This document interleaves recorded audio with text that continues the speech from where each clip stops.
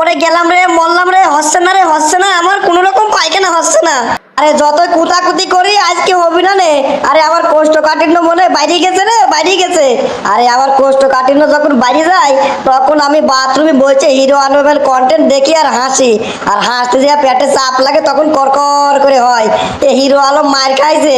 আরে হিরো আলমের যে মারা মারেছে, হিরো আলম কি আর কোনো নতুন কন্টেন্ট নিয়ে আসবেনি নাকি? হিরো আলমের কন্টেন্ট না দেখলে পরে তো আমার হাগা বোতায় বন্ধ হয়ে যাবে নি।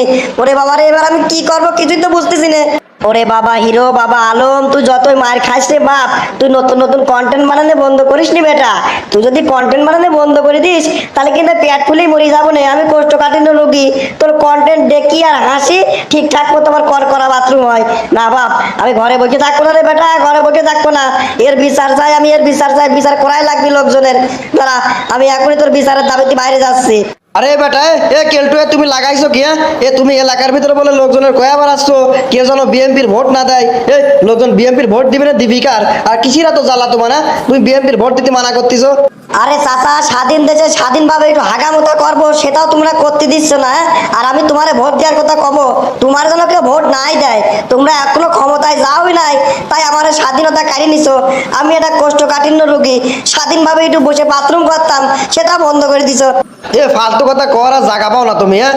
তুমি তোমার বাড়িতে বসে যখন বাথরুম করো তখন কি আমি যে তোমার পাশে দাঁড়া থাকি নাকি? তুমি বাথরুম করতে বসলে আমি মনে হচ্ছে তোমার কাছে যা দাঁড়া থাকি, তুমি এমন ভাব করতেছো। খবরদার আমার নেতা কর্মীর নামে আজে বাজে কথা কবা না। খুব গায়ে লাগিয়ে গেল নাকি? শোনো, আমি কোষ্ঠকাঠিন্য রোগী, আমার ওষুধ নিয়ে তোমরা টানাটানি বাধা দিছো। আমার যদি কিছু হয়, আমি যদি ঠিকঠাক মতো হাগামোজা করতে নাই পারি, তাহলে কিন্তু সবার খবর আছে কয়া দিলাম। আরে বাবা রে, তোর কথা তো আমি কিছুই বুঝতেছি না রে। তুই কোষ্ঠকাঠিন্য রুগী ঠিক আছে, তোর ওষুধ নিয়ে আমরা কিসে টানাটানি করতেছি? তুই ওষুধ খাগা না না খাগা, তুই হাগের গা না না হাগের গা, সেটা নিয়ে আমার মাথা ব্যথা আছে নাকি? তুই কোষ্ঠকাঠিন্য রুগী, কোষ্ঠকাঠিন্য নিয়ে থাকে গেছা। আমরা তোর মতো কোষ্ঠকাঠিন্য রুগী না, বুঝেছিস? আমরা যদি কোষ্ঠকাঠিন্য রুগী হতাম তাহলে তোর ওষুধ কারি ছিঁড়ে নিতাম। তা আমরা কি কোষ্ঠকাঠিন্য রুগী নাকি?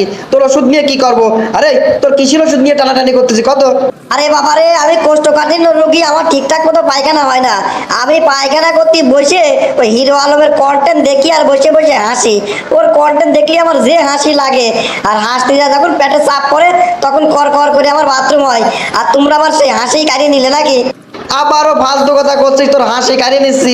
তোর কেমন হাসি কাটিয়ে দিলাম সেইটাই তো বুঝা কবি। আরে বাবা রে, তোমরা করো না এটা কি? আরে হিরো আলম আওয়ামী লীগের কয়েকজনের বিরুদ্ধে মামলা করতে গেছিলে, আর তোমরা কি করলে?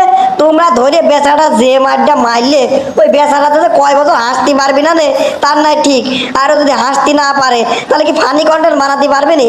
আরও ফানি কন্টেন্ট বানাতে না পারলে এই স্বাধীন দেশে মনে করো আমার মতো কোষ্ঠকাঠিন্য রুগীর আর স্বাধীনভাবে পায়খানা করা হবে না নে। স্যার, হিরো আলম মার খাইছে আমিও দেখেছি। হিরো আলম মার খাইছে তার মানে কি বিএনপির লোকজন মারেছে নাকি? তুই কামাকা আমার নেতা কর্মীর নামে আজে বাজে দুর্নাম দিচ্ছিস। শোনো চাচা, ওইসব ভজুম ভাজুম কথা কোনো কাম হবে না নে। আরে শোনো, আমার পেটের মধ্যে মোচড় মারেছে, আমি কোষ্ঠকাঠিন্য রুগী, এখন যা বাথরুমে আবার বসবো।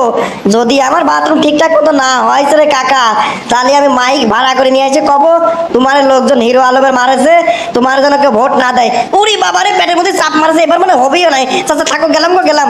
বন্ধুরা, আমাদের ভিডিওটি শুধুমাত্র মজা করার জন্য, আমাদের এই ভিডিওর মাধ্যমে কাউকে ছোট করা বা কারো কোনো ক্ষতি করার উদ্দেশ্য আমাদের নেই। দয়া করে কেউ সিরিয়াসলি নেবেন না।